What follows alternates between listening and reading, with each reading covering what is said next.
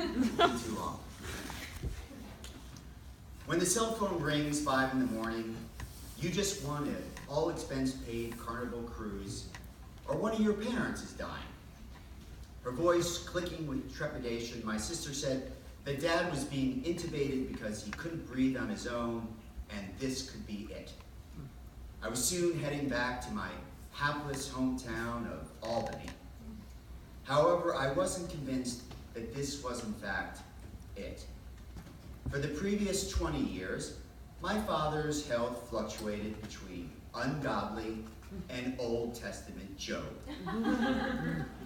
He had gout, quintuple bypass surgery, the removal of a tumorous pituitary gland, prostate cancer, high blood pressure, diabetes, debilitating leg neuropathy, and multiple surgeries on his back that left him an invalid with an unhealed surgical hole that leaks spinal fluid. Through it all, he managed to fend off death with the kind of deluded, egomaniacal bravado that only the most desperate of narcissists can muster. Sure enough, by the time I got to Albany Medical Center's ICU, my dad had stabilized. The first thing that my dad wheezed after his breathing tube was removed was how the Iranian doctor and the Turkish nurse were conspiring together to kill him. This colossal and unsubstantiated adjudication was great news. My paranoid Islamophobic father was back in action. I teased that perhaps he was a tad tough on the medical professionals who just spent the last 48 hours saving his life. And he responded by giving me his notorious patronizing hand gesture, a dismissive downward wave of his hand, implying I was far too naive to comprehend the way the world works, the way he, Bob Kahn, knew it to be. After discharging from the ICU and moving into a hospital room, my dad got right back to the serious business of watching Fox News. No. Like an Orwellian mandate, Fox News was pumped into every patient's room on every floor of the hospital. This being 2011, Fox News was a continuous crucifixion of all things Obama. My dad's voice was hoarse and weak, but that did not stop him from berating Obama for being a Kenyan-born Muslim hell-bent on the destruction of Israel. You sound just like Trump, I said, and he answered, good. My dad admired Trump, thought him a brilliant salesman, consummate showman. He was fond of using Trumpian pronouncements like tremendous, absolutely fantastic, the best of the best. If my dad enjoyed something even a little, he would proclaim that it was out of this world. The steak at Outback is out of this world. And the way they do shrimp, absolutely fantastic. The best of the best.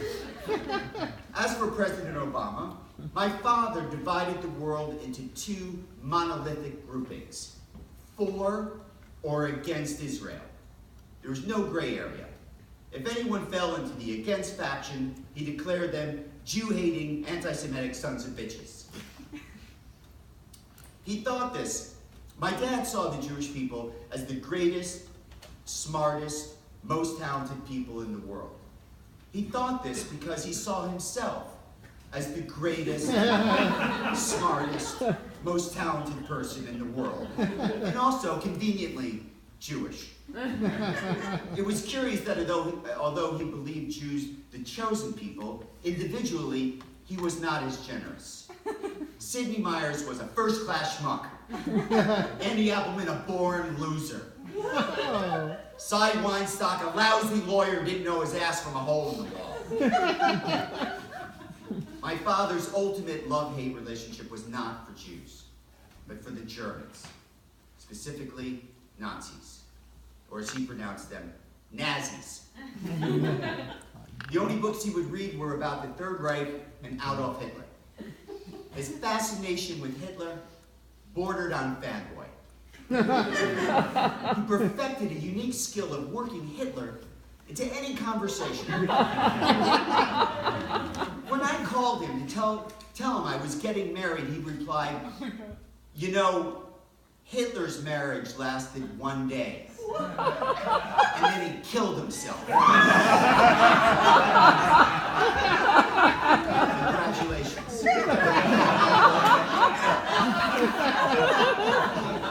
Nazis. My dad's breathing troubles picked up through the day.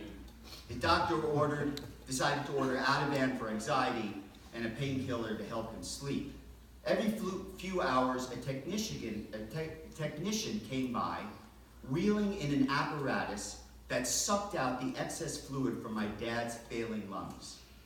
Sam, the lung sucker, wormed a long tube into my dad's nose, down his throat, and into his lungs.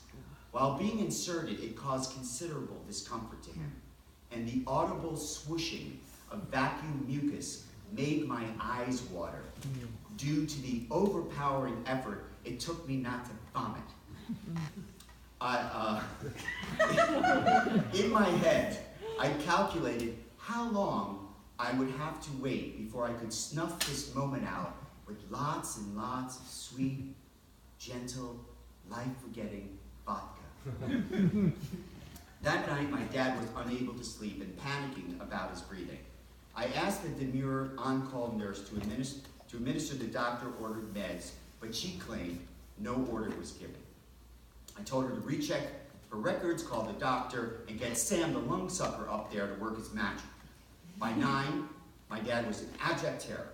Sam was MIA, and quiet nurse McDo-nothing was at her nurse's station, quietly doing McNothing. I had no choice but to call in outside intervention. Although my mom and dad had separated in 1980 and lived 2 distinct lives, they never legally divorced.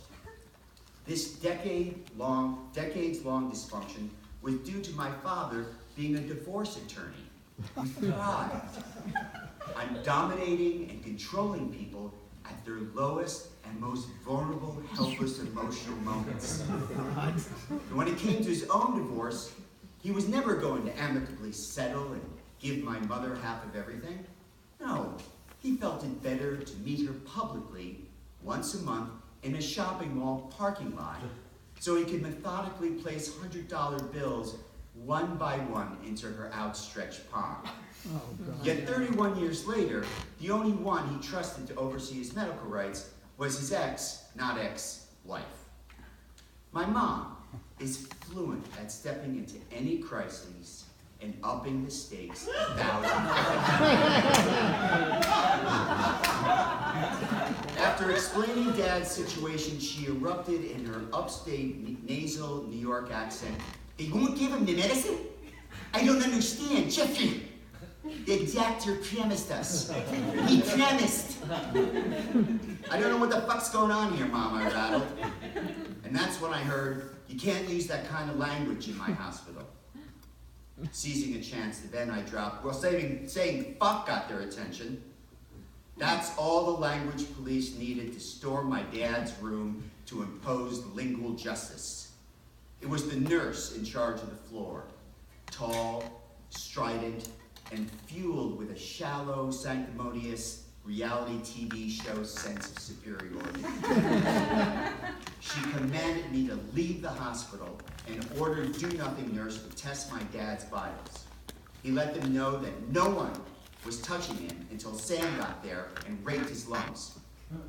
With the bedside manner of one of my father's all-time favorite Holocaust villains, Dr. Mengele, Nurse Van Stryden snorted, "It's your life, but your son's still gotta go."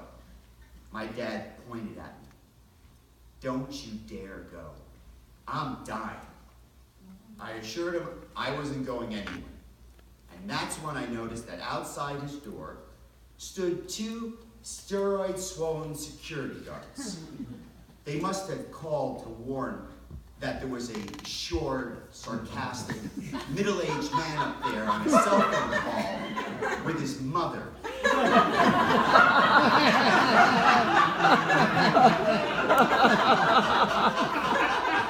Very short. So one Incredible Hulk won't be enough. Send 2. As they moved towards me, I advised my mom to get there ASAP. My dad, his face blue with rage and lack of oxygen, was insisting I defy my hospital ejection as if I could take down the Samson and Goliath security guards. Mercifully, Sam had arrived and was steadily forcing the tube down my dad's nose and into his throat. Involuntary choking gurgled from his mouth, but his eyes fixed on me. Eyes judging me a traitor for leaving him as he once again battled death, armed only with his Trump-sized ego and myopic misconception of invincibility.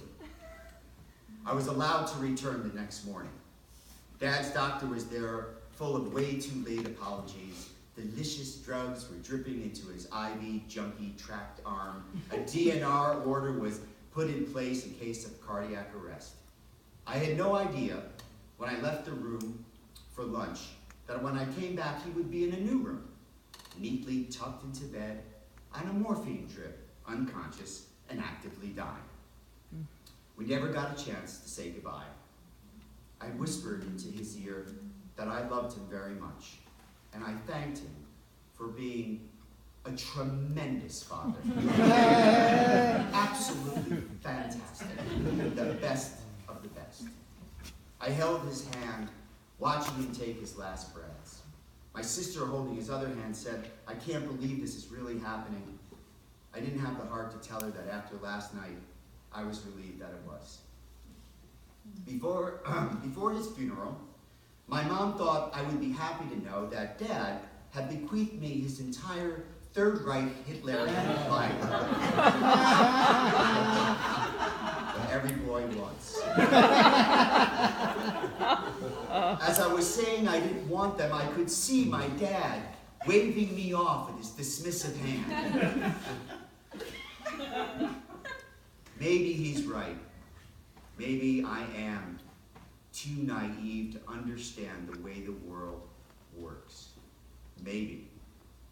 I do know this.